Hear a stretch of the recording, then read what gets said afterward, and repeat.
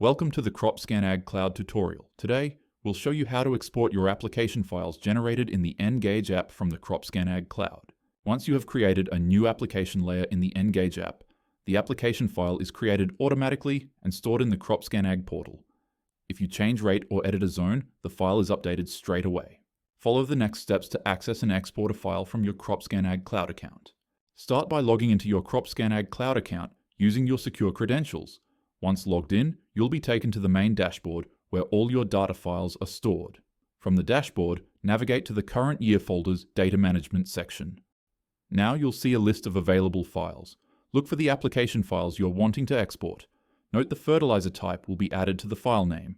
Once you've selected the desired application shapefile files, click on the Export button and wait for the export process to complete. Once the export is complete, navigate to your designated download folder to access the files. The files are exported as a zipped folder containing the SHP, SHX, DBF, PRJ, and CPG files required by the Tractor's monitor. For Trimble monitors, you will need to extract or copy the files within the download folder. To unzip a file, select the file and then press the Extract All option at the top right of the browser.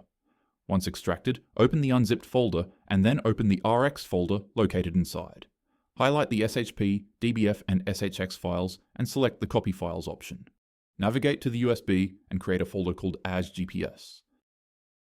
Then create a folder called Prescriptions.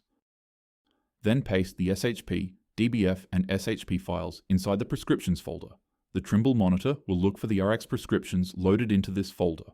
Errors will occur if the folder names, file types, and directories are incorrect. Thank you for joining us, and find more tutorials at our website, cropscanag.com.